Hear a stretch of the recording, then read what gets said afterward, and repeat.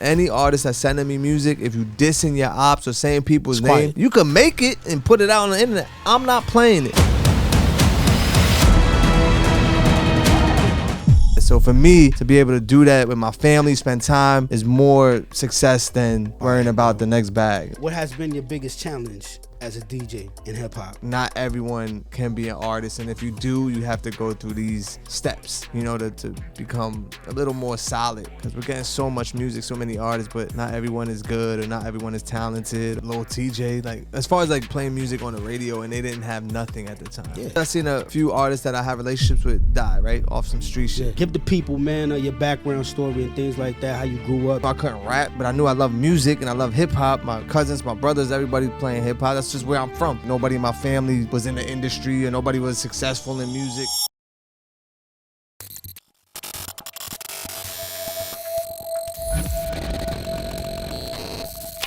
Yeah, back at it. You already know Podcast Central, Coastal Chronicles NYC.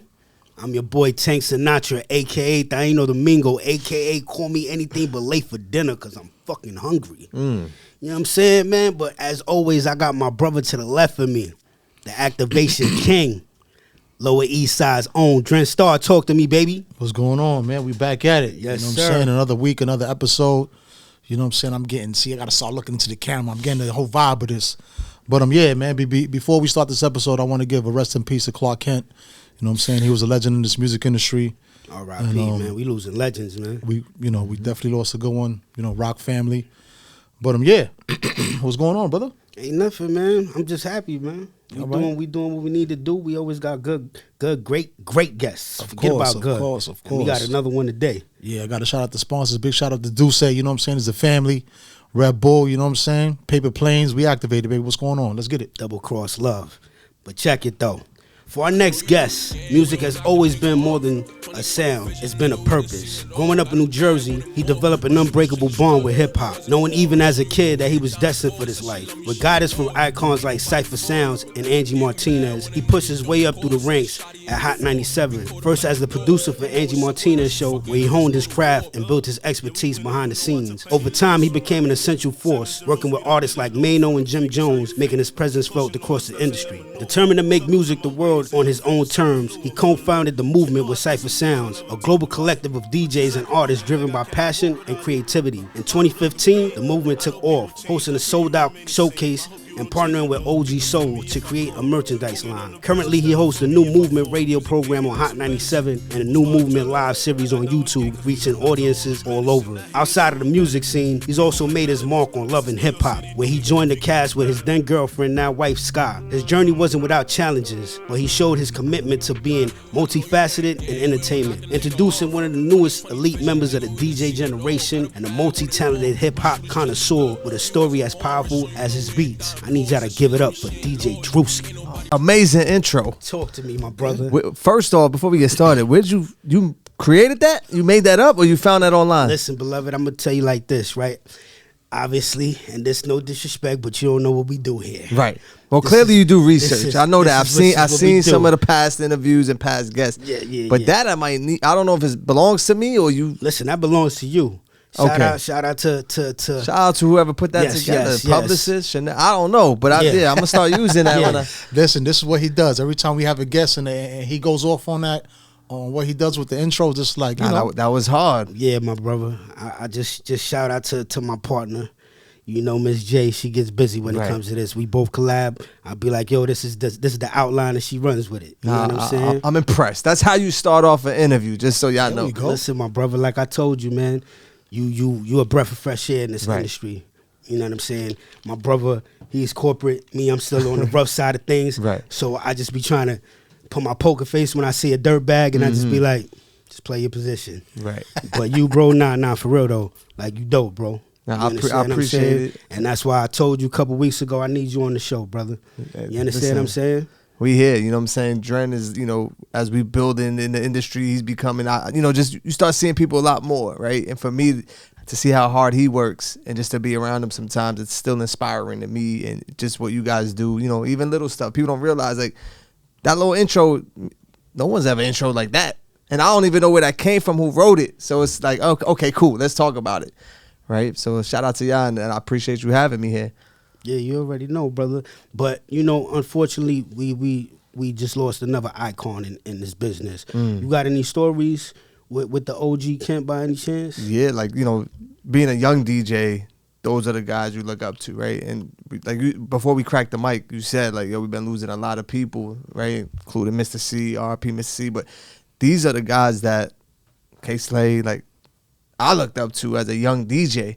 So it gets, like, not scary, but, like, damn, like, what do I have to do for myself in 20 years to avoid this happening, right? But, yeah, Clark Kent, we just was together. I was working with a tequila company. We had an event, and I'm trying to remember who the guest was. I forgot what the event was, but they booked me to DJ, and they told me, yo, Kent's gonna be there. Like, Clark Kent's gonna be there. I was like, oh shit. It's like my first time DJing with him, you know, being on the same bill in a sense. So even this far in my career, and this was last year, I accomplished a lot, but still that the young DJ in me is still that creates excitement. Like, damn, I knew him for a while. We seen him throughout my career in this industry. Him and Cypher had a great relationship, you know, but to be still years later to be on the same bill with someone like that is still exciting. And this was like a year ago, and he showed nothing but love. You know, it was always love. And some of the OGs in the game, it's hard for them to show love to the next generation of DJs or artists, right? Like, low key, and I don't understand it, but I've been places and around people where I was like, oh, wow, this is my first time meeting them, and I could feel that sucker shit that you was talking about, like that hate. They don't even know me, but just from the outside, they hear things, and it's kind of like, I'm not your competition. You inspire me to be here. Clark Kent was one of them dudes that show love, like genuine love, and I was like, okay, cool. Once you get that stamp from an OG, it's like, all right, cool, I'm doing something right. Even though I know my career is where it's at and financially and everything, but it's them stamps still mean something. And for him to put his arm around me, it still felt like, okay, cool, like I'm doing something right. Like, I'm respected by certain people of a certain caliber, and it goes a long way. It don't get bigger than that. And I just want to say, for the people that don't know, you know, you just mentioned something. It's a lot of things and a lot of times, right?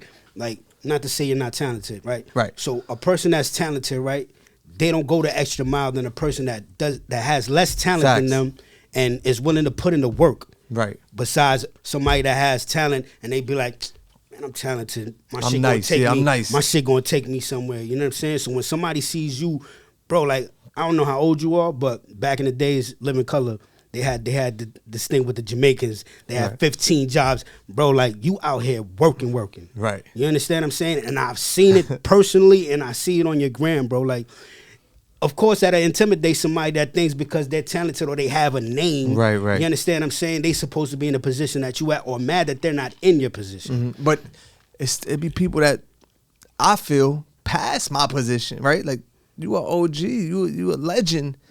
How can you block somebody from an opportunity? Like, you know, I just don't come from that cloth. I come from giving everybody opportunity if they deserve it or if they work for it or whatever it is. Besides talent, you got talent, but if you're working hard, and I see that, if you're an artist, I'm gonna support you. There's people that will block your blessing because they're intimidated or, you know, and they create these scenarios of why you shouldn't get an opportunity. But like you said, in this room is nothing but positive energy and supporting one another, and that goes a lot further than blocking people's blessings. Yeah, bro. At the end of the day, and we're gonna move forward from this, but just to keep it, a lot of people living off what they did last year, right, what they did 10 years ago. Right. You only good as your last hit. You know what I'm saying? In this industry, let's be honest. So when people see you, once again, they like, damn, I ain't been hot since. I just got a name at this point. You dig what I'm saying? But moving further along, beloved, give the people, man, your background story and things like that, how you grew up, you know what I'm saying? Yeah, you know, regular hip-hop stories of a young man, and people be confused because they think it might be only for Latino kids or black kids. Like, no, white kids grow up in the hood too. And unfortunately, majority growing up, that's where I was. Like, and that's where I come from. And that's why people ask, yo, you always knew you wanted to be a DJ? I was like, no, I always knew I loved hip hop. And growing up, you start learning yourself. I knew I couldn't rap. but I knew I loved music and I love hip hop. My cousins, my brothers, everybody playing hip hop. That's just where I'm from. I might have been 3 white kids in my whole school. You know what I'm saying? So it's never, I never thought about race or nothing till I was an adult. And I'll tell you that story, but it's like I went on tour with Mano and finally we went out to tri-state. First time in like these Midwest states. I was like, oh, racism, it does exist. But I never really, we from New York, so it ain't really matter. And I learned that as an adult. But growing up, typical, urban neighborhood. I went to like Elizabeth High School in Jersey.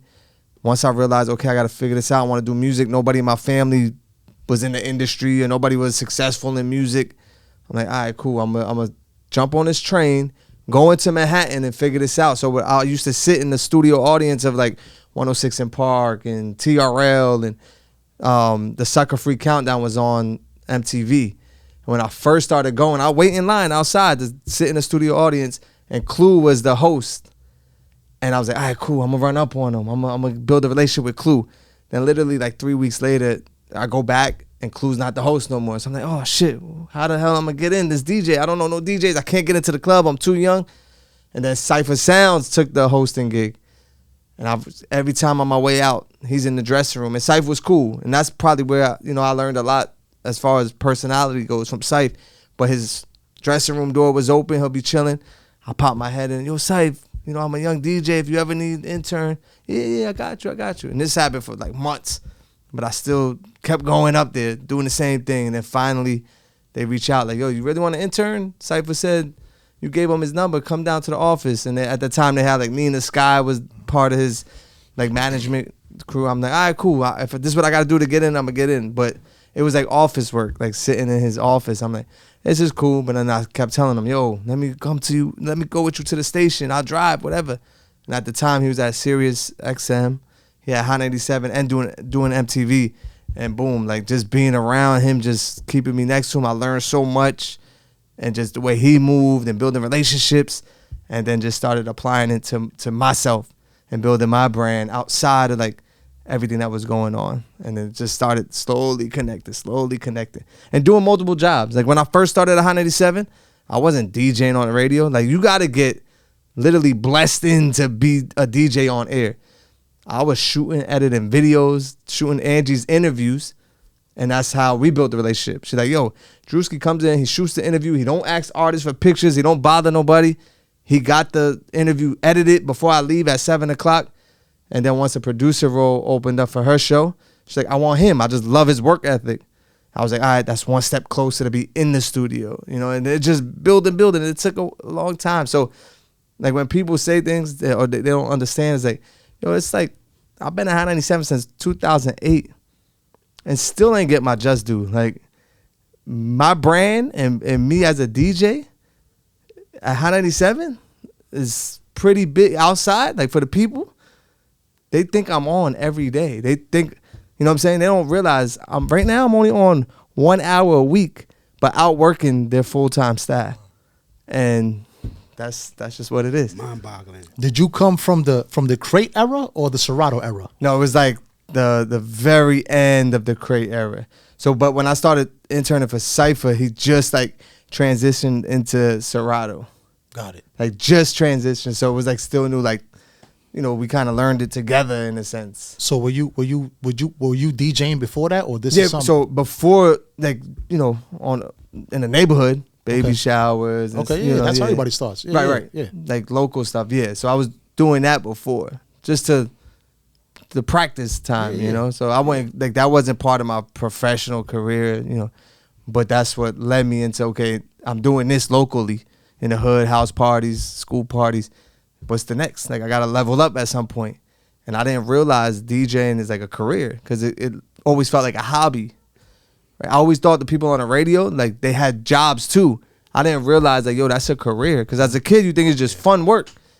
But then once I learned, like, oh, this is their career. Like, they feed their family. They build business off of this. And I could do this. Like, I could do it better than them. That was the mind state coming from where we come from, because you don't have nothing, so you're gonna grind and figure it out, and that's pretty much what I did. Like, because kids ask me all the time, like, yo, what's some advice? I'm like, yo, just whatever that dream is, just continue to follow it. You know, sometimes it might take longer than others. I've seen DJs start, you know, before me and after me, and I've been bypassing, you know what I'm saying? So it's like, just stay consistent and stay true to who you are. Like, people try to flip up, like turn, whatever it is. Like, join a DJ crew to try to like level up. It's like, don't force it. I was in the mix of, do I become a heavy hitter DJ or a pitbull DJ at the time, Flex, and I had the opportunity to like kind of do both, like pick one. So I'm like, that's the position you want to be in, where you don't even have to choose. Cypher was a pitbull, Enough was a heavy hitter. Now I got close relationships with them. I'm like, that's the type of position you want to be in. Don't dick ride or do stuff that you wouldn't, that's not you. And I see that a lot. Like with artists just kind of like trying to just get cosigns, and I get it, but then it don't last. Like, that shit don't last. It gotta be real for it to last. Especially you put that work in, so right on top of everything. You know what I mean? The work. Yeah. Because you could get stamped, but if it don't add up, you know what I'm saying? What you want to hang your hat on? Right. You dig what I'm saying?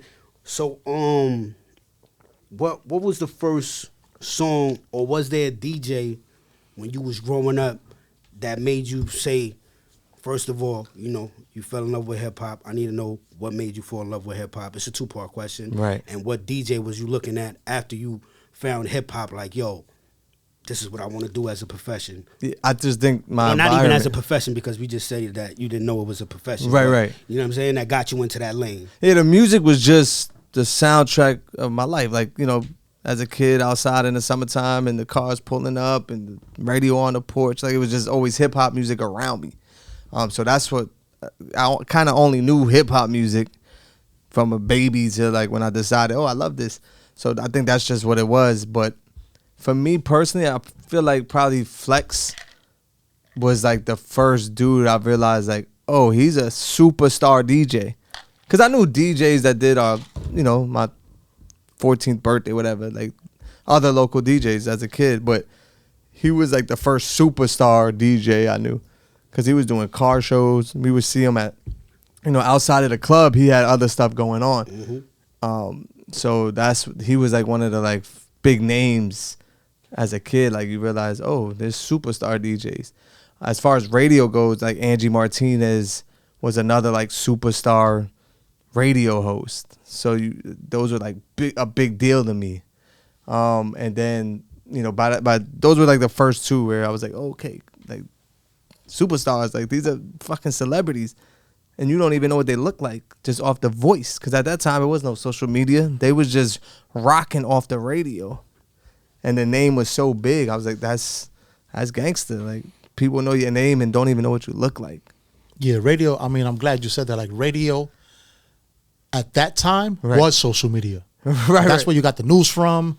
That's where you got everything that with the gossip, the phone calls, like interviews, everything. I mean, like before radio, like if you didn't get it on radio, you had to get it on a mixtape or something. Right. You know what I'm saying? Now when dudes is beefing, they going back and forth, they going right to the gram, and this is happening in real time. Yeah. So, you know, you came, and you could correct me if I'm wrong, I think you came like during that transitional era. Right. Where, because, I mean, I came from radio too, but my opinion is radio doesn't have the strength that it used to have, because now you have streaming service.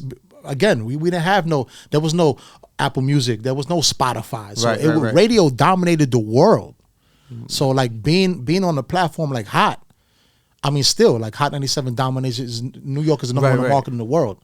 But now, you know, you have other stations, you have other you know, corporations, other outlets, other platforms that you could go, you know, even music now. The DSPs is getting it before the DJs was really like getting it first. And that was, you know, that was the thing. Like, you know, when back in the days when, let's say Mano, like you fuck with Mano heavy, like back in the days when Mano wanted to break a record, you would go to a DJ. You had to. There was no such thing. Place to go, Yeah, you can't just drop it on Spotify, Instagram. Right. Oh, his stories is legendary. And it hits. Mano stories is legendary. Oh, no, yeah, trust me, I know. You know what I'm saying? Yeah, running down on, you know what I'm saying? But again, it comes from that, we come from that era. Right. You know what I'm saying? Where you needed a DJ to break your record.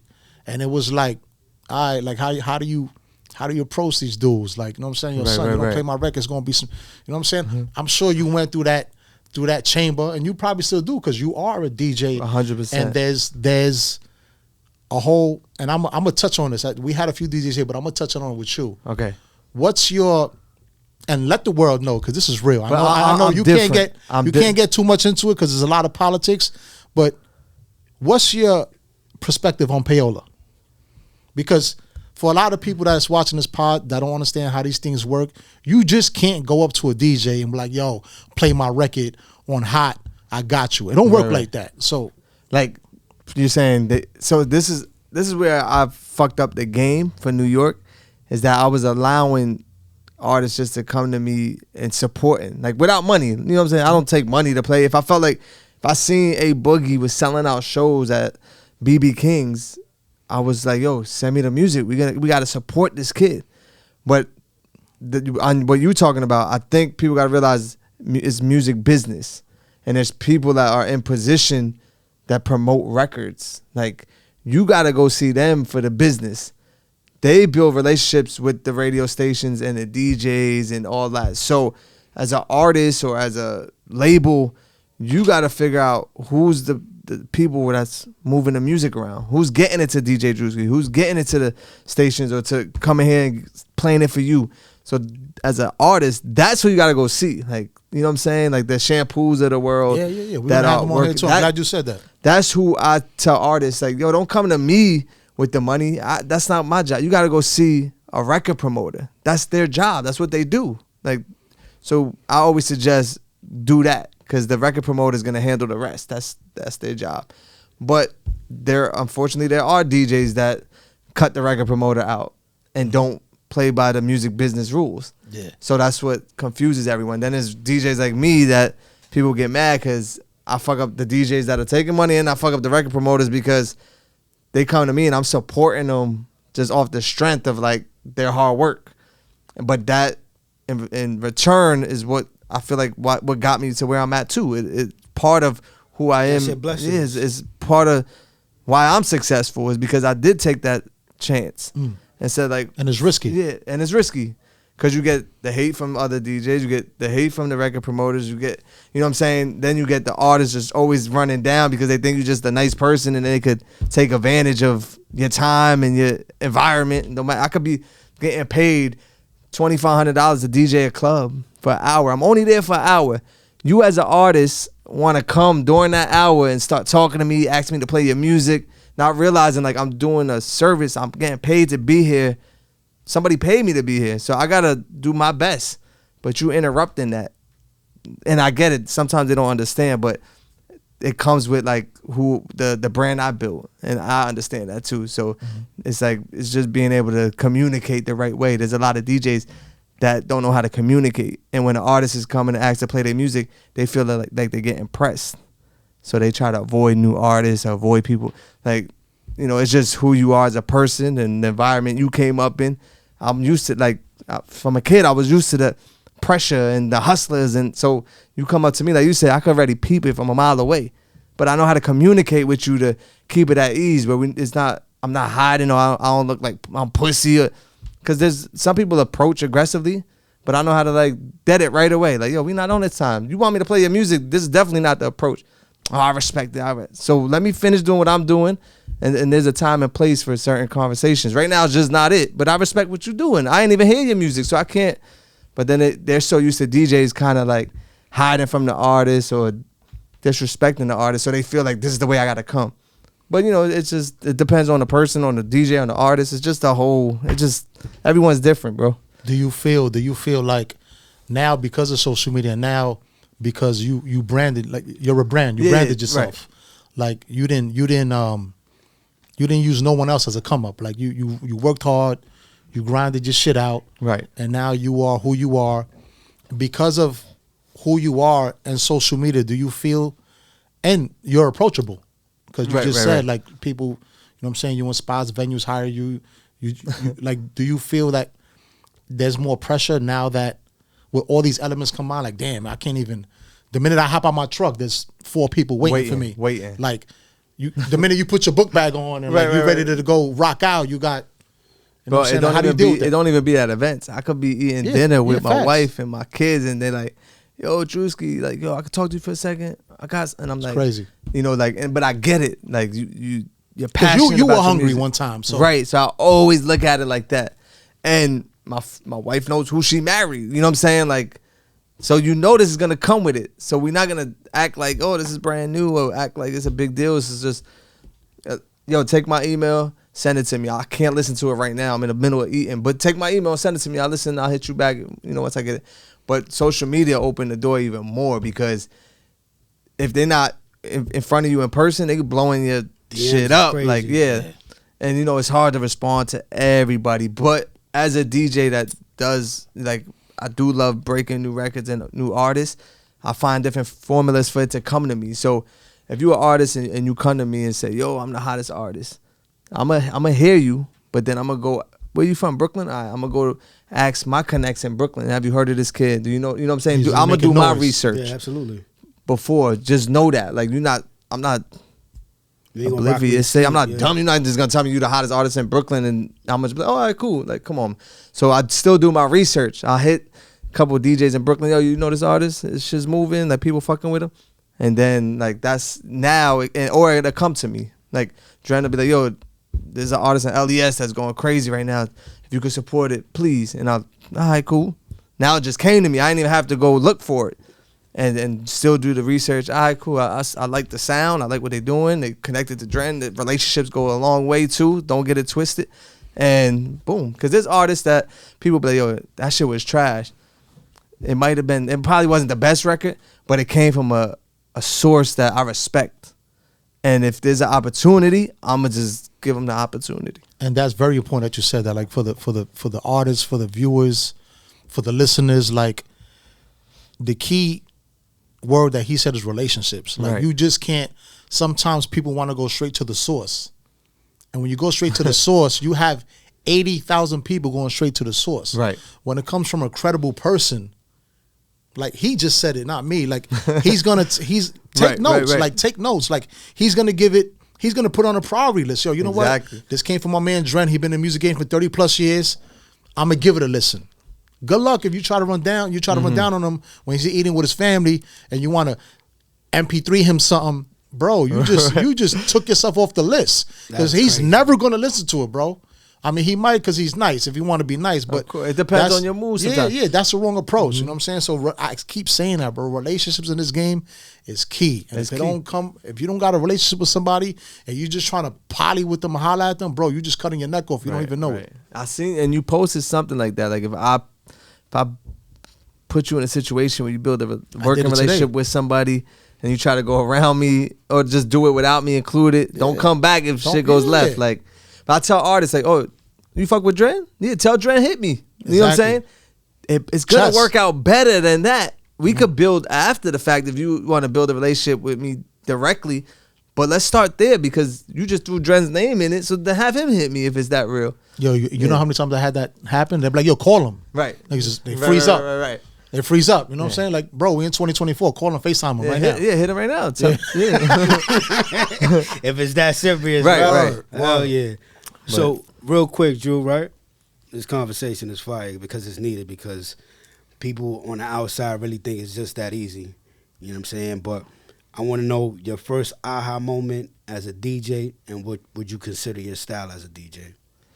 For me, it's very versatile, bro. I'm uptown. Like, I'll be talking to myself. I'll be in the car with my people, like, yo, do you realize we just went from a Latin party uptown to like a corporate party for tequila? I'm not gonna say brands, but to a tequila party, like all corporate people. And then we go into the hood for a showcase. Like, it's very versatile, and I understand how to separate radio DJing from club DJing, because I don't know if people understand, it's two different dynamics. Like, being on the radio DJing is totally different than being in the rocking the club. So, but like I said, I came up around some of the greats, the Mr. C's of the world, who could kill a hip hop party from old school to new shit. Like, so just watching that, Cypher, like, I learned a lot from Cypher, so I stole a lot of his style. Like, but at one point, Cypher thought he was a reggae DJ, but getting booked in the biggest reggae club. So it's like, you got to be able to know how to turn it on and off, and knowing your crowd. And I came up around the greats, so I was blessed to learn that. Like, I'm not just coming in off social media because I got a laptop and calling myself a DJ and DJing in the middle of Times Square, because that's what's happening now. People posting cool content, DJing, building a following, but when it's time to go rock a party, you're not in Times Square with a camera in front of you. You're in front of real people that paid to get in here, that's drinking, that want to turn up. So whatever editing and whatever fake shit you've been doing, it's not going to work. So yeah, I feel like I'm very versatile when it comes to that, because any crowd, I'm rocking. Like, it don't matter. There was a second part question too. What was your aha moment? Like, first one? Yeah, the first one where you was like, nah, we doing this for real. Probably DJing Summer Jam. And at the time, I wasn't even Which DJing. I forgot what year it was. But so I wasn't even DJing for Hot 97. I was DJing for, I think, Mano and Jim Jones came out together, or it was just Mano by himself the first time. But we were like the opening act, the first act on the main stage. So I'm first one on the stage getting ready to like bring Mano out, and you just look out, and this was at MetLife, like Giant Stadium. Yeah, like 82,000. It was crazy, and I'm like, oh shit, like this is real. The clubs is cool, This is but this is something It's a different. different animal. Yeah, so, it's different. So how was it when you got that call, that email, like, yo, Drewski, you open up for Summer Jam?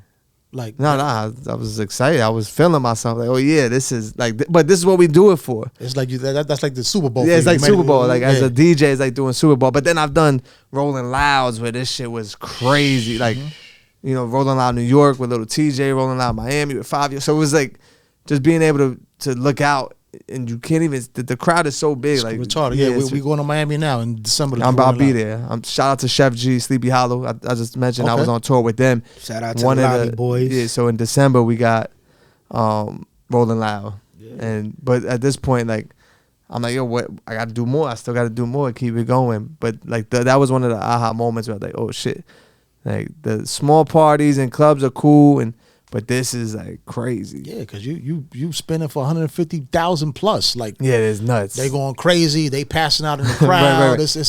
It's you know, I mean, Rolling Loud Miami was always in the summer, so it was wild no, yeah, hot. yeah, Now they OD moved hot. it to December. That I was don't know smart. why, but No, it was no, smart. I You know what I'm saying? 'Cause prefer we it could to chill. be- Yeah, we could chill. Hell yeah. Yeah, You know what I'm saying? people ain't passing out neither. Word. You know what I'm saying? So in this last landscape of hip hop, right? Because you just spoke about the things that you do as opposed to other people and DJs as far as payola is concerned right now. Like, how do you see yourself like pushing the culture as a DJ? Like, because we spoke about it, a lot of people not going to take the risks that you Right, take. right. You know what I'm saying? To me, I think you push the culture a lot more than other DJs do. You know what I'm saying? But do you sit back and reflect and say to yourself, like, or is it just something that, being that you are who you are? Because like I said, once again, I know your energy. Right. I just need them to understand, you understand? Of course. The type of person that you are. Like, how do you feel with Yeah, that? it's just who I am. It was never like a plan put in place. Like, you know, I'm gonna do the clubs, I'm gonna do the radio, but then I'm gonna be the guy in the city to break the new artists. It just was me being me, and now I kind of got stuck in that role. And for the past couple of years, like I mentioned, A Boogie and Little TJ, Pop Smoke, even like Ice Spice, like, and it's just, I'm just first on it, and now it's coming to me, and it was just never a plan to do that, but it's just part of the brand at this point. And I do enjoy it, and I think that's what makes it, made it last 7 years so far. Like when you mentioned earlier in the intro, like the New Movement show, it's probably been like 7 years since we started it, and Hot 97 did not want a new music program, with young artists. They already had the K-Slade shows going, so it was like, we don't need another new music show. And now it's like one of the main shows that people listen to the radio for, because just the artists that are coming through. Like even the jails, like people at jail be like, yo, we turn on at 11 o'clock on Sundays to listen to you. They come home and they telling me, I'm like, damn, this is a whole different world, but they so in tune and it means so much to them. It's like a break, you know what I'm saying, for people that love new music and love new artists, just want the energy, keep the energy in the town, right? It's like something they enjoy. So I get like, oh, I approve. Y'all enjoy it? I'm going to keep doing this, and we're going to keep going together. It's like, it feels like that. So, but it was never like a plan to do it to push the culture. It was just like, It's who I am as a person. It just happened to work out this way, and we're gonna keep going. Like, Before we move forward, right, I want to commend you, right? And the reason why I want to commend you because New York is not, back in the days, we used to be the hub where everybody used to be like, yo, right. turn on Hot 97, you going to hear every New York artist who's ever hot or who's hot at the time. They, right. Right now is all over the place in the 50 states. It's not back to where it used to be where right. we're breaking in our own artists. You know what I'm saying? Well, artists. Thank you. Yeah. You know what I'm saying? That bothers you? No. People say artists? It's not the proper like a way pet to say it. peeve. Yeah. You know what I'm saying? Me too, So, trust me. Okay. so you know what I'm saying? I got to get away from that. But you know what I'm saying? The artists that you're breaking in and things like that, I have to commend you because, once again, it's all about bread, bro. Right. You know what I mean? I appreciate it. A lot of these DJs, they don't give a fuck if you're from Wyoming. Right. You send them some bread, they gonna put you on. Right. You know what I mean? And New York never has been like that. Like, we were the sound at one time. We've been past 20 decades where we're not even a part of that. You know what I mean? Right. But for the DJs that do move like that, can you understand a little bit why? Like, I came from the beginning, so I understand. Like, I turned it successful, but there's still DJs on the radio. The radio don't pay. You're not lit off the radio. Like, what you probably can't even pay a mortgage or a rent off rate if I'm on 1 day a week. Imagine if that was my only job. Yeah. I probably only could pay with that money, maybe my cell phone bill. Yeah, you might get a drink or two at the bar, some Douce or something. Right. I probably can't even afford a bottle. I can't afford a bottle of Douce at the bar with my 1 hour a week on Hot 97. There's no way. Right? So But DJ, it kind of forces the DJ to make decisions that they probably really don't want to do, but they're not getting they're not getting booked in the club. The radio's not paying them money. They don't got no sponsors or, so like what else, how they gonna survive? And they turn to stuff like that. I've been blessed enough to get brands and sponsors. I hustle my way. It ain't come to me. Like, I've been blessed enough to be on national television on the biggest hip hop show at one, it probably still was in ratings. So, like, I understand when people make decisions like that. I'm like, they're kind of forced to do it because where they getting money from? How they surviving? It's crazy. Like, it's a lot. It's a lot. One thing I don't like because, I come from that background and you probably don't know this, but I was the first pirate dude in New York City. Me and Marley Marl used to do, and this is way before your time. Like, I think the slot you have now used to be his. It was called Future Flavors. You remember Future Flavors? Yeah, of course. So Future Flavors, he used to play all the exclusives for that 1 hour. You know what I'm saying? Him and Pete, they used to go crazy. And I went on the air on Sundays because Sundays, like you said, Sundays on radio is like downtime, I call it, because back then they had the Bobby Connors, the reggae, then they had the Lisa Evers talk. The street so soldiers. like hip hop on Sundays, there was a void. Right. So when I did my pirate shit in New York, I broadcast a Sunday from 6 to 10. And again, me and Marley was like this, so out of respect, I shut my transmitter down, and then he did Future Flavors, let him rock. But they didn't know we both had. And again, this is when they was dial up, bro. We had the ISDN remotes. Niggas, you know what that is. Of course, yeah. You know what I'm saying? But the rest of the world don't like, so like, he put me onto that. Yo, Dren, you got to get and that's back, we needed a high speed connection in the crib. It was a whole, there was no Wi-Fi back then, bro. But what you was doing today is like internet radio. Like I created that. Streaming. Yeah. Yeah, like that's the first streaming. Original. Yeah, like the streaming. Like and some wild shit. I wound up on Channel 9 News because of that. It was crazy because the chick, her name is Barbara Never Sailor. We cool. But they gave her the drop on me because she was investigating Flex. They were trying to lock him up for payola. Yeah. So they did a 3-part series on him on Hot. And I was part 3 because they kept name dropping. Yo, this nigga Dren, he be playing records. He don't charge us. He does it out of the love. I had Dots Effects in my crib. I had dudes in the projects in my crib, bro. Like live cracking the mic. Freestyles. Niggas on a payphone putting quarters in the core live. Like, it was, I come from that wild era. Right. And it's crazy how you still on that Sunday slot breaking these new records. And what do you have, an hour on the radio? 1 hour. And it's not even an hour with commercials. It's probably 52 minutes. That's a fact. So the fact that they still keep they still keep it boxed up like that. Right. It's crazy to me. Crazy. And that's what I was saying earlier. And then even Slay, so, you know, rest in peace, like Right. after like 12, like, bro, at that time, like you said, jail niggas is listening. right. You know what I'm saying? Nah, and it's different now because you can see the momentum a little different. I'm on 1 hour on Sundays, but I got momentum than your full-time DJs that are on 3 days a week, Friday. 4 days a week, 5 days a week. Like, Rush hour as an 12 executive, o'clock. as a manager, where don't you see, like, this is working? Let's duplicate it and do it more. But whatever the blockage, you know, sometimes, and for me, and it's I can't complain, but it's like they might see it, but then there's somebody that might go, hey, it's Hot 97.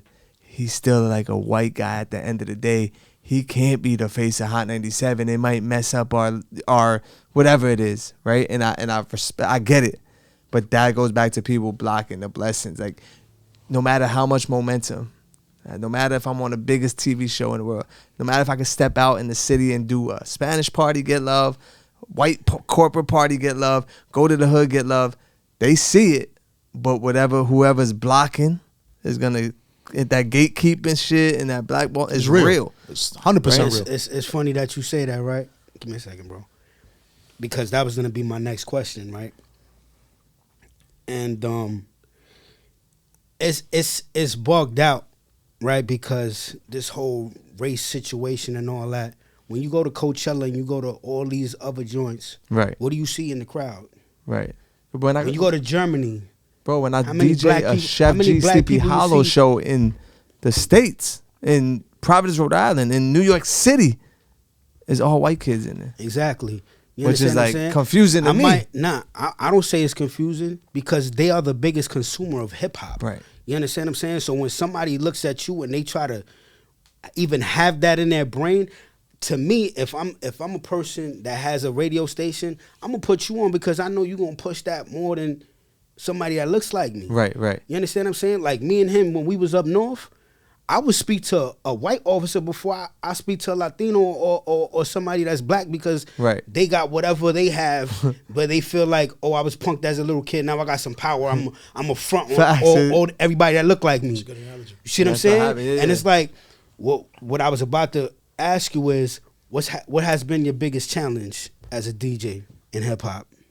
I don't know. I can't complain, right? One, I can't complain because Nah, it's not even about complaining, bro. I don't It's want just- it it's even just to come being- off like complaining, like, because I'm good. Like, I'm a fucking successful entrepreneur outside of just a DJ. So I don't even want it to ever come off like I'm complaining or I'm blessed. Like, I'm blessed.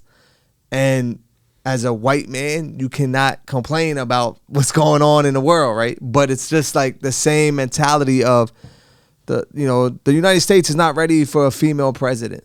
Is saying the same thing, like Hot 97 is not ready for their main DJ to be white. It's like, come on, some of this shit don't even make sense because we can't even operate without a female. You know what I'm saying? Shout out to all the mothers out there that raise kids by themselves or just hold down the family. Like, females are super duper strong mentally. We might be more physically strong, but they could probably run a company way better than us, right? So that whole 1000%. right, you know what I'm saying? Organization, all that. We just outside. We get caught cheating. We just dumb creatures.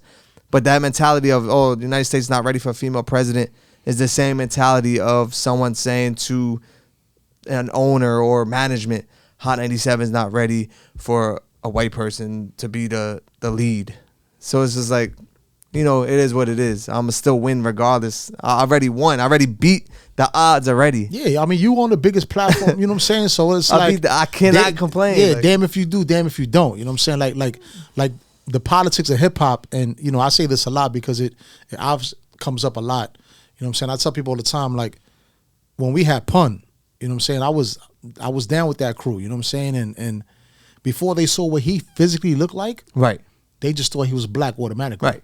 Because the way he was just on Just- a different yeah, type of time. right. You know what I'm saying? Then when they saw he was Puerto Rican, 400 pounds, they was like, what?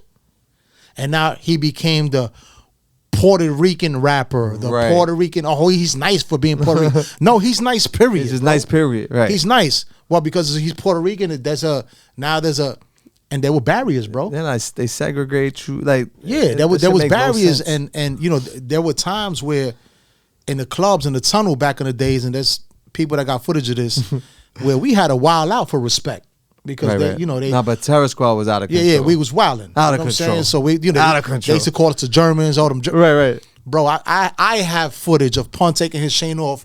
His Cuban was so thick, and yo, he wrapped that shit around his hand like 4 times, and beat fire out. No, this shit. yeah, I already know how. Yeah, it got down. You know what I'm saying? Like we gave it up something different. You know what I'm saying? But to hear that this is still going on, the gatekeeping and the politics of this is just wild, bro. Right. It's wild. Like does that discourage you sometimes? I mean, you in a winning position, so Yeah, so it just discourages me. Just people's mentality is what discouraged me. Like for you to even think a certain way is like, come on. Like, you know what I'm saying? Like we in 2024. Exactly. The sold out shows is white people. This is like, it don't even race to me. And like I said earlier, it took me a while to even realize and learn more about race because I didn't come from a place where it mattered. Like all my friends were Latinos or black. So it took me a long time to really realize like, oh, this shit is real. But it's just like, damn, the mentality is crazy. But you see it don't matter. It could be in an election and people think based off race. Like, they're voting off a race. It's like, bro, there's no way you could vote off a race. Like, vote off of who is best for the job. Yeah. If someone is best for the job, that's who should get the job. But it goes back to politics and relationships. But I must always just be true to myself because that's what I preach, and I can't switch up, and I'm not going to go run to somebody like, no, look, nah, I'm not, this is what, if you don't see it, if you don't see I'm outworking everybody, that's your loss. It's not my loss. I like to wake up and be with my daughter and not have to, be on somebody else's time. I'm on my time, and that's what I look at as success. Not, $100 million. Of course, we all want that, but can I have $100 million and be able to wake up at any time or go pick up my daughter or take her to, a park during the day? I probably wouldn't be able to do that. So for me, to be able to do that with my family, spend time, is more success than, worrying about the next bag. Like, super fire. Yeah. You know what I'm saying? I don't want to go away from what we're saying, but the fact that they used to call us Germans, right? But that started, was that like a prison? Started in prison? No. This was outside. Like, no, I know, but I'm saying the term, I feel like started in prison. I know the term. Like, now, listen, whether it started in prison or not, let's think about you're calling Latinos Germans. Right. It's like ignorant. That shit, that doesn't even add up in the same. It don't even make sense. I'd rather you call me a Spick than a German because we not even gonna go there. Yeah, it gets too like, you getting emotional. I get, he knows I go in a whole rabbit hole when it comes to this whole thing because I'm proud to be Latino. Right. At the end of the day, if 1492 started in Dominican Republic, it ain't starting so-called United States, but we're gonna leave it at that. Yeah, I was gonna say, it gets crazy. Bro, listen, the current state of hip hop. How do you feel?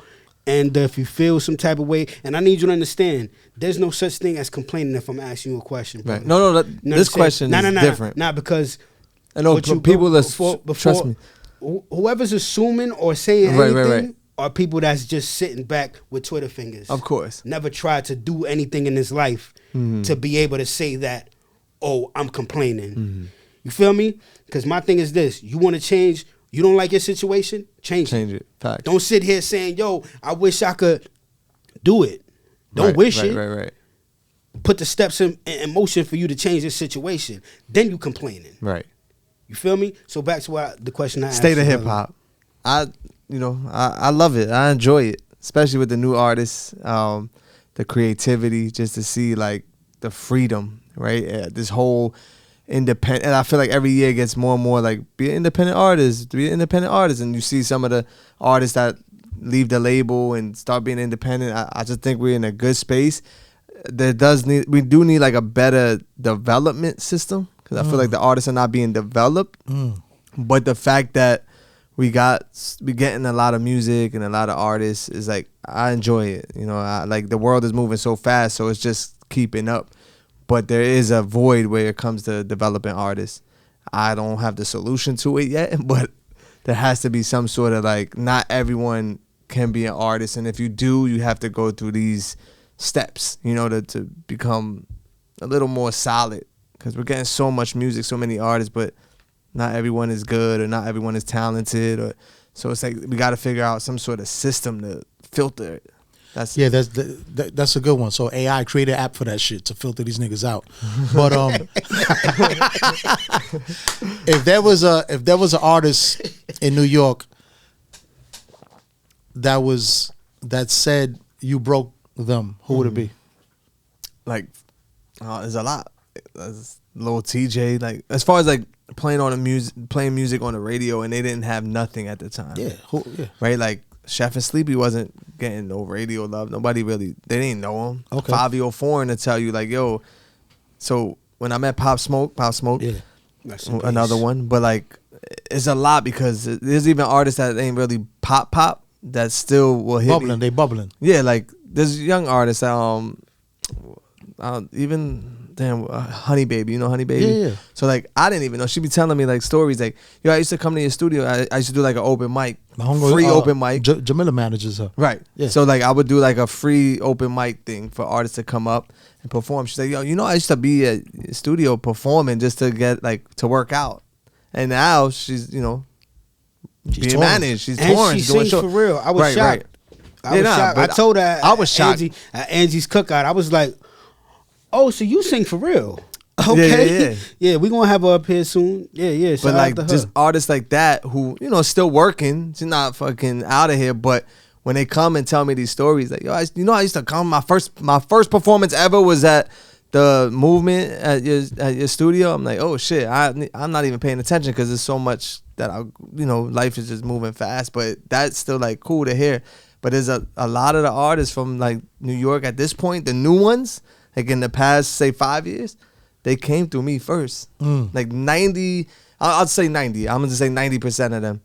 You know, not everybody could, it's not that, but 90% of like the artists come, the first time ever played on the radio, interviews, whatever, started with the new movement. And I think that's what motivated other people to embrace that culture of new artists and independent artists, because now everybody's creating platforms and freestyles, and, you know, like, I want to play it first. And I feel like, I don't say vote. I'm not saying, this is probably the first time I'm saying it, but like, I feel like I created that energy for people to be proud to or, you know, want to fuck with the new artists. So you created that lane for them. That's a like fact. The lane was already it was doing it. It was and created, but you took the baton. the new artists Yes, I'm talking about. exactly. The baton. Yeah, You the took new the artists. Yeah. Like there's interviews with like, let me see if I can put like Yayo even saying, and like Vlad or something, and he's like, yo, once we lost Slay, who was gonna hold it down? Like Drewski's holding it down. Right? So it's like, and it just happened naturally, like organically. It wasn't like planned, like, okay, it was none of that. It just happened. But it's not just for the artists. I feel like it's just for the whole city and just for the independent music. Like, people are more now into fucking with the new artists. We gotta get them on our freestyle platforms, and shout to all the platforms that are doing that, all the DJs that are trying to go first. It's like, yeah, that's what I did it for. Like you said, it was a while where New York ain't have a sound. I'm the first one to play drill music on the radio. Right? It was like such an underground type of genre of music. When we was playing Pop Smoke like the first time, and I caught backlash for that. I'm like, yo, that became New York sound. Whether you like it or not, it is what it is. It ain't matter to me what it sound like. It was like, we just need an identity and people talking about us. Pop Smoke and the drill, like, brought it back to New York. Now when you hear drill music, sexy drill music, you know, oh, that's New York. Them artists from New York.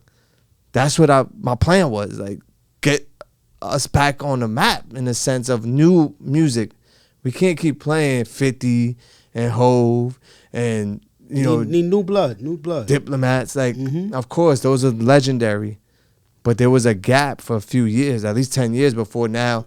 Decades, people know, like, oh, drill music is from New York. Shout out to Cash Cobain, because he holding New York down. Yeah, he took the drill and turned it sexy drill, and the shit's still going. He's super elite right now. On that. You know what's crazy? Like, I I listen to it. I don't fuck with it because I'm old school. So like like you said, like we old school niggas got a problem with the new shit. It's just not for you. Yeah, it's not. But it doesn't mean they not fucking with it or it doesn't. No, the world is fucking with it. But it's like it's crazy because in New York, like with the main all that, like I feel like it's trying to get banned. Like they're trying to stop that music, right? Because these kids they're young. I call it indictment music. Everything they talking about on them records, they get indicted for.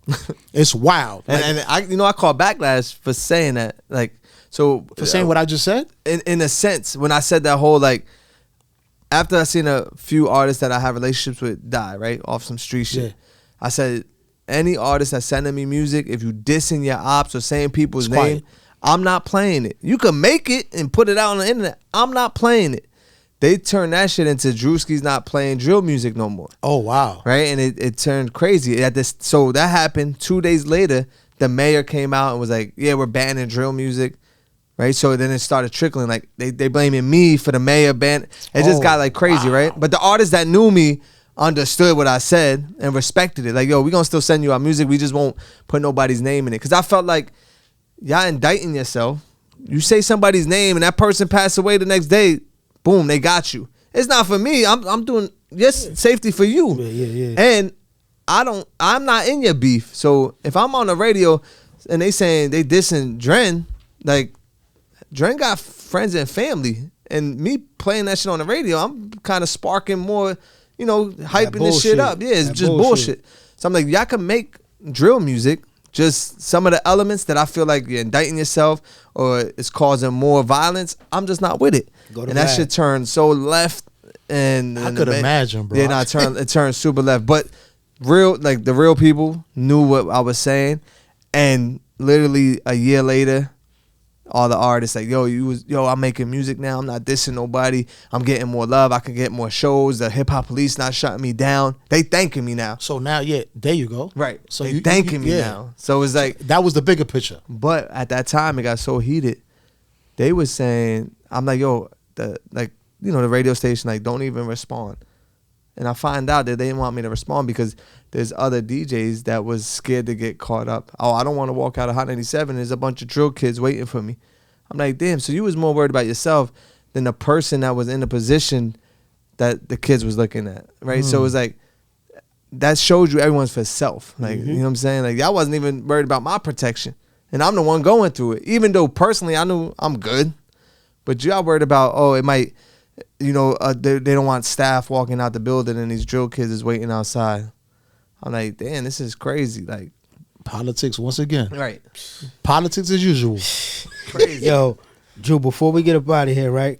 You mentioned something earlier, and I think you need to be the first one to do it. So right now we're part of a network called Listener Network, and they're pretty much an A&R for podcasters. Right. You understand what I'm saying? Because like you said before, you got individuals that just could do this, upload to YouTube, and it is what it is. You know what I'm saying? I think you are the perfect person to be in the space to create like a whole A&R lane. Right. You know what I'm saying? For those who don't know what A&R is, artist repertoire, those are the people that used to be ironing out the edges of certain artists back in the days, which you don't have any longer, whether it's budget, whether it's people don't give a fuck. It is what it is. But I think you should start that lane, brother. I think that might be something else that you got put on your hat. Right. But it's just being the artist being able to put the ego aside. And artists they think they're the hottest and they don't need help. They don't need development. I got this. But then there are artists that are looking for it. So it's just being able to. But that's better for you though. You would rather somebody to be like, nah, I'm good. Right. Because they only gonna be there for a year. After that, then. So like the podcast you mentioned earlier in the intro, the New Movement podcast is like it's along those lines where I allow artists to submit music and we just critique it, and it happened a lot during COVID where people was popping up with all like this music review showcase. But we've been going for like 4 years where artists submit music and we listen. But the critique is not like hitting a fucking trash sound effect. Your shit is trash. It's like really trying to give feedback, like how constructive criticism. Yeah, in a positive way, not making it funny or trashing the artist. So we do, I do that already, but that's very time consuming, and that's even the issue. Like artists hit me all the time, like, yo, let me sign to you. You got a label, and I'm like, it's a lot of work managing my own career. So for me to put time and effort into someone else's career, I just don't feel like, it would be right, because I'm not gonna give you my full 100%. potential. But there is a lane for that, or even like an app or something. Yeah, something. Somebody need to tap into that. That's a fact. So, brother, get the people your socials and let them know what you got coming up. What's in the future for Drew? Yeah, so we you can follow me at Drewski, SODREWSKI. I just had a couple meetings with Hot 97. We're gonna bring back the Hot 97 Who's Next platform. Nice. Because, it rocked for a few years and kind of just fell to the waistline. Whatever, just a lot going on. But they were like, let's bring it back. And pretty much, I'm ahead it. Pause. No Diddy. That's SOBs? Back in SOBs? So, or another venue? I don't want to say.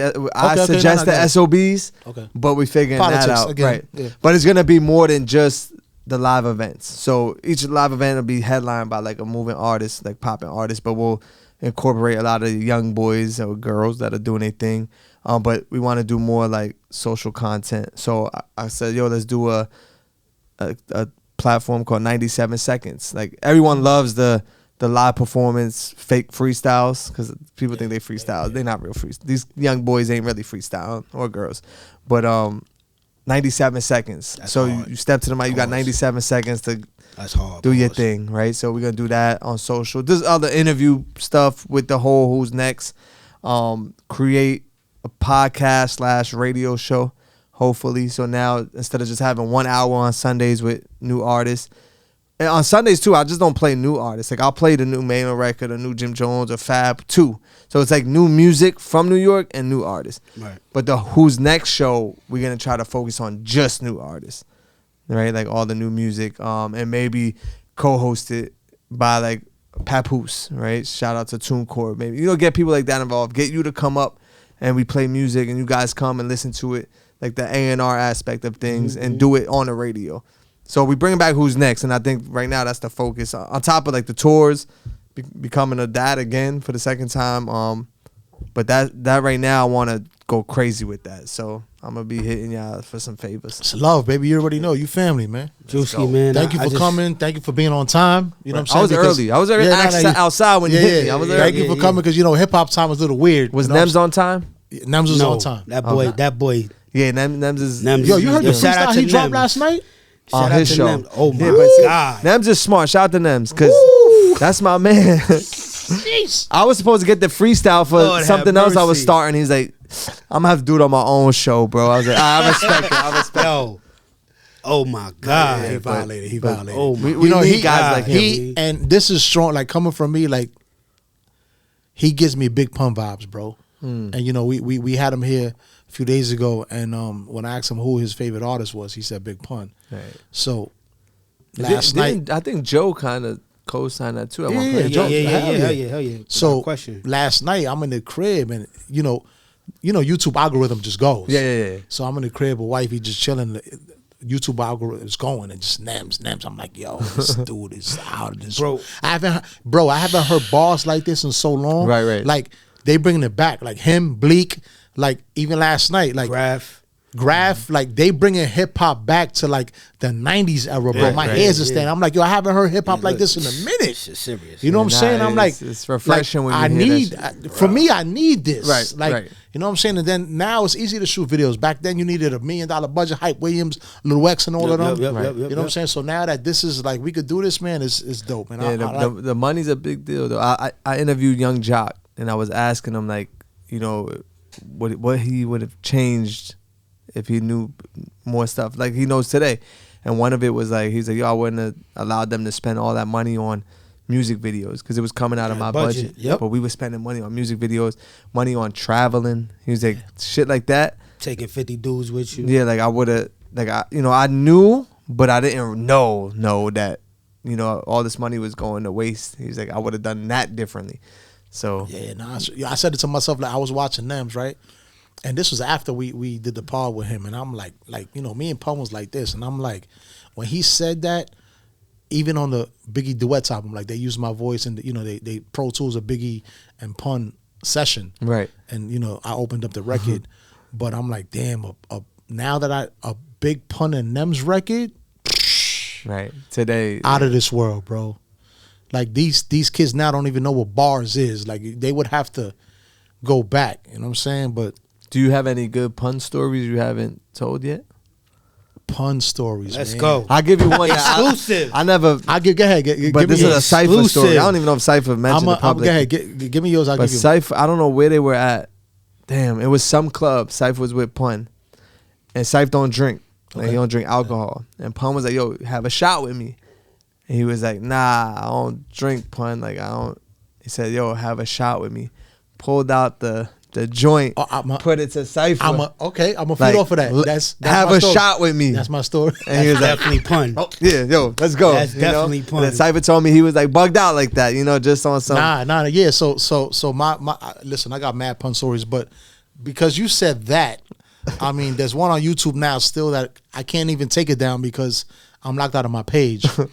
But we did a shootout scenario, and the Pun loved guns. That was hilarious. Clearly, if you He loved That guns. was hilarious. He has a dry sense of humor, boy. Right, He loves right. guns. So what he used to do was, like, we would invite you to the studio, be like, yo, Drewski, pull up. It's a Pun session, boom, boom. You gonna pull up. Pun on at that time, he was on fire. Yeah. So the engineer would be right there. So he'll tell the engineer already knew what type of time it was. So he would tell the engineer, yo, put the apple on your head. You don't know. You just came to shoot it for the first like, time. What the fuck is going on? So he puts the apple. The engineer puts the apple on his head. You know what I'm saying? And then Pun pulls out the hammer. So the engineer's at the board. This nigga's like, yo, don't move. So Pun pulls, but there's blanks in it. Right. You know what I'm saying? The guest. The guests don't Right. know it's blank. So Pun will pull out the hammer and shoot. And the engineer moved. The apple fall. He's like, told you, I'm nice. What's up? Yeah. And then he was like, yo, we're gonna run it back. And the guys be like, yo, chill. Yeah. Yo, you gotta So see that. I got one that's up on YouTube. Again, you could YouTube my shit and pull it up. And That was and hilarious. we set something up where it's two crews. So let's say you came with your crew and Tank came with his crew. Like, y'all know each other, but the crews don't. So for 2 whole hours, I'm amping it. I'm like, yo, Drewski, tell your man to chill because these niggas, they Right, about they that wild. smoke. Yeah, they they wild. wildin'. So my man got the ham on him. So you telling your man, you told me like, yo, Drum, my man, I'm like, nah, your man got the hammer, bro. He just showed it to me. So you're like, what you talking about, bro? He came in my whip. He knows he can't bring hammers in the whip. And you're like, yo, Drum, I'm like, bro, your man showed me the hammer, bro. I'm telling you. So we pulled out a scenario in the studio where one dude his with the hammer, the other dude those, and they pulled out on each other and they start sparking. Both of them got blanks in them. Both of them got, but none of the crew jumping niggas out know. the way. Nobody, just them two know. just that. them two. And yo, I'm gonna show you after this. I'm gonna show you the video. You're gonna laugh. But that's scary. Everybody hit the Yo, deck. bruh. Everybody hit the deck. One of my mans. Shout out to my man Fonzie. One of my mans. When Son pulled out the hammer, he got up in front of that. Like, yo, homie, put that down. We not doing that. Gangster. Yeah, We not doing it. But once that thing started ringing and the sparks, how'd it go? He probably thought he got hit. He's like, oh. No. He said it. Yo, I got hit. Yo, you know what I'm saying? That's the original like prank shit. You know that? Nah. And then the Wet Dreams. Like, I got my Wet Dream segment from him. Like, you couldn't fall asleep in the studio with him around. Anytime you fell asleep in the studio, you're getting doused. I'm talking about ice water though. Like, it takes 2 people to carry it. You know what I'm saying? And when we went on tour, like, I had all the hotel room keys, so I had everybody's keys. So we were like, yo, Dren, you think he's sleeping? Let's go in. And we would take bro, they got ice machines on every hotel floor. We would take the whole ice machine, fill up the garbage can with ice water, and it took like 4 of us to carry it. Yeah, nah, Bro, that was wild. He's the first one with camcordering. Yeah. And just putting content. Yeah, nah, that's He was ahead of his time, bro. But, I got bro, out of that content. end of the day, man, I appreciate you, Drewski, man. Like I said, brother, I love your soul. Right. You understand what I'm saying? I appreciate you for pulling up and giving people your story. You know what I mean? And moving forward, bro, I just love to sit on the sideline and watch you evolve, bro. The energy's mutual, bro. You know what I'm saying? Like, that's why I'm here, because I just respect what y'all do already, and it is what it is. We gonna just keep growing, keep it moving. Yes, sir. Right? That's it, my brother. You sit back and you realize how fast time flies. Right after this, you go into a memorial. You know what I'm saying? Yeah, unfortunately. For one of the biggest. Like, and it's Yeah, like yeah. time just flies. So while we are here, I just try to do my best to keep my reputation clean and just, you know, help where I can. Like, don't take advantage of me. I'm not stupid, but if there's an opportunity, I'm gonna give it up. Appreciate you, brother. Have a blessed evening. Get home Yes, sir. safe. You heard? Let's go. And many blessings to the baby. What is it, girl, boy?